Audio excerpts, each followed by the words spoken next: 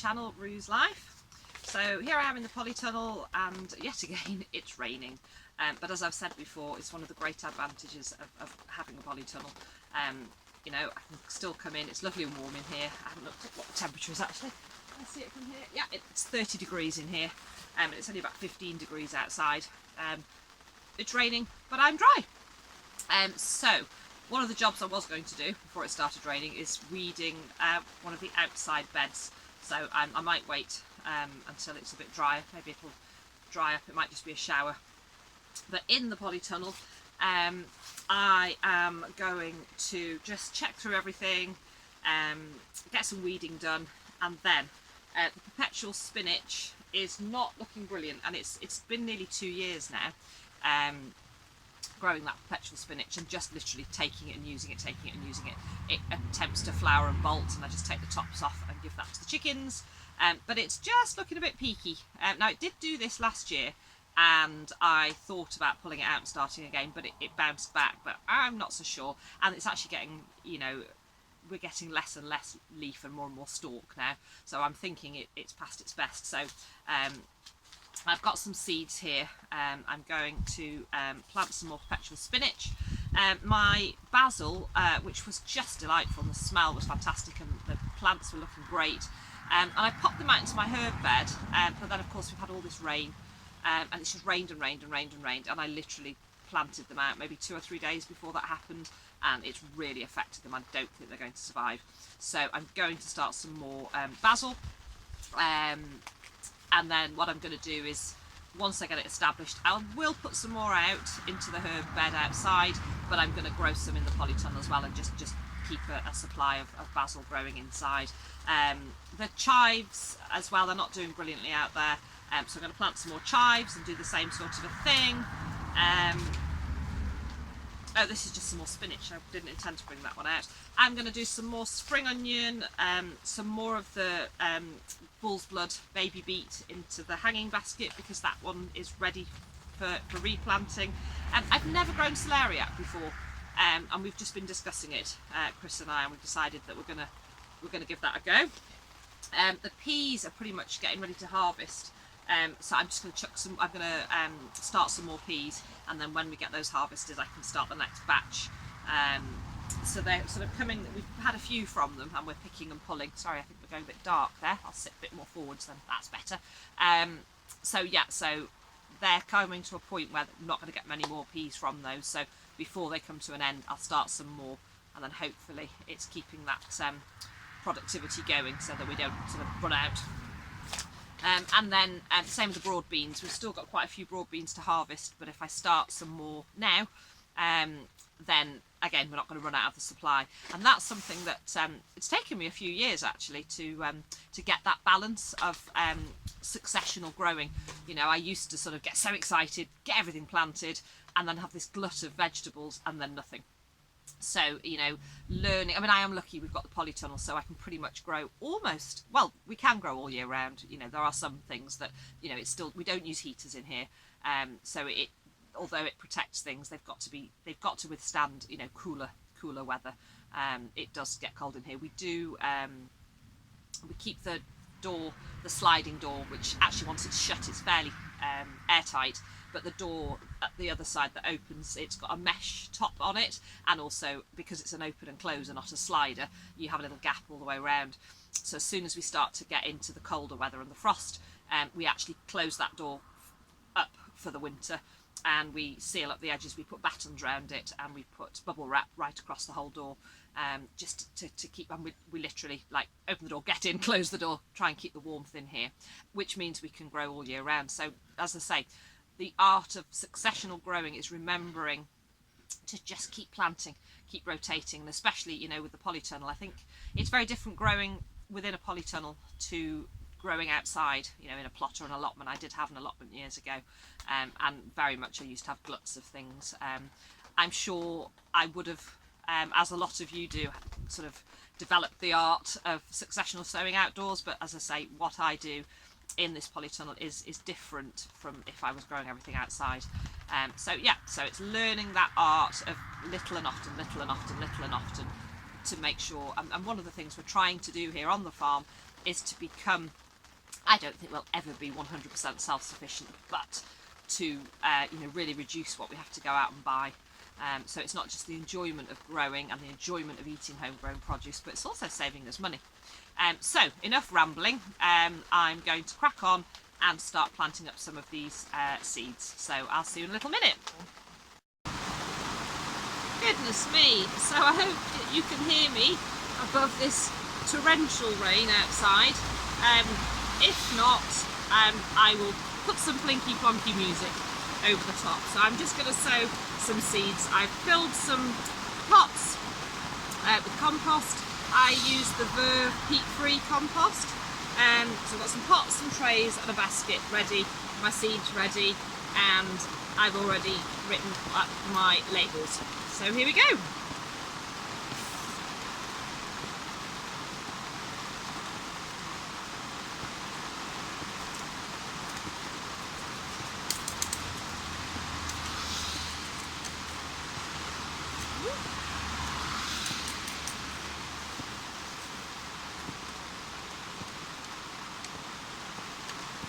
So this is the first time I've ever grown celeriac. This is the celeriac that I've got. And I'm sure lots of you will have grown it before, but for those of you who haven't, I don't know if you can see, they are teeny tiny little seeds.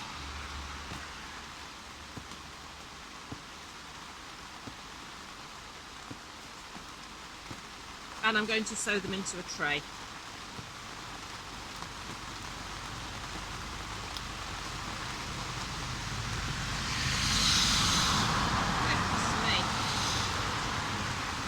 So when I'm sowing any seeds, I will always pop them into my hand first. This compost I haven't watered, pre-watered, because it's actually quite a moist compost, but if it's a drier type then I will water it first, and that just helps the seeds to stick as you put them in, and also they're coming into contact with moisture straight away, so it's going to help them germinate. And then I'm just going to sprinkle them into little rows either side of the tray.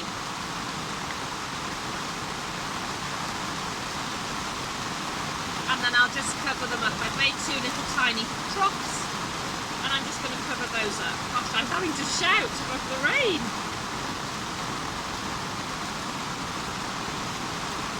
And then a label. So I'm going to carry on now with the rest of these different seeds into the pots and the basket.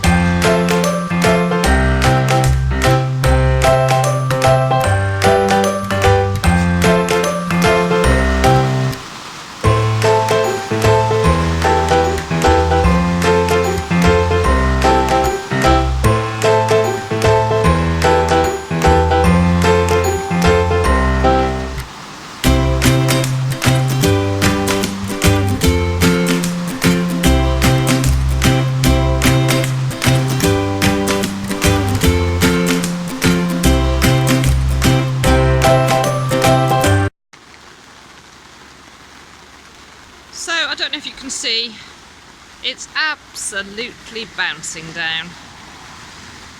You can probably hear it as well. But I'm safe and warm and dry inside my wonderful polytunnel. So let's take you to what I've been doing. I have sown some broad beans, some basil, some peas, some perpetual spinach, some celeriac, some chives and some spring onion. Now I would normally give them a little watering as soon as I've popped them into the pots, but that would mean going outside to either switch the hose pipe on at the house or to go outside to the water butt, and I'm just not going outside right now. The compost is fairly moist, so they will be okay. If it actually dries up, I will water a little bit later on. Oh my good lord. It's like being on a very bad camping holiday. I've also planted sown the baby bull's beet into this basket, so it's back in its rightful place. And then I'll just scan around. There's not much change since last time I showed you round, but you can see everything's looking really, really good. So of course one of the things about being in a polytunnel, I've no idea if you can hear me, is it's all very well and good standing here laughing at the fact that I'm warm and dry, but I would have to actually get out of here and back to the house, so I haven't got a waterproof with me. I think I'm in for a soaking, so I might just stay here for a little while and potter. But just while we're here on a positive note, I have also just done a little mini harvest. So there's some spinach leaves there, there's a red onion and a little tiddly white onion, there's some broad bean, a courgette, some peas and a couple of little young beetroot, and they're going to go into a curry that we're going to make for tea tonight. So I've no idea if you can hear me or not, but yeah, it's an absolute torrent outside. I'm laughing because I'm always very gleeful about the fact that I'm warm and dry at my polytunnel, but yeah, I've still got to get back to the house. It's not far, it's out the door, up the paddock, turn left, down the drive and through the gate, but it's enough that I'm going to get soaked. So I'm going to stay here for a little while and see if it passes. I really hope wherever you are and whatever you're getting up to, you are not caught out in this rain, and that you're enjoying your growing. Oh, there's a spider coming down in front of me. I'm just going to move him. Go away, spider. Woo! Don't like spiders. I don't mind them being here, but I just don't like them being on me. I'm a veterinary nurse, but I don't do creepy crawlies. Big animals, furry animals, bitey animals, scratchy animals, but things that creep and crawl. Woo! No thank you. So, thank you so much for watching. I hope you've enjoyed. If you have, give me a thumbs up. Please consider subscribing if you haven't already. And hit that bell to get notifications of my latest videos. Sorry, this is a bit shaky. Thank you very much. See you all soon. Take care. Bye-bye.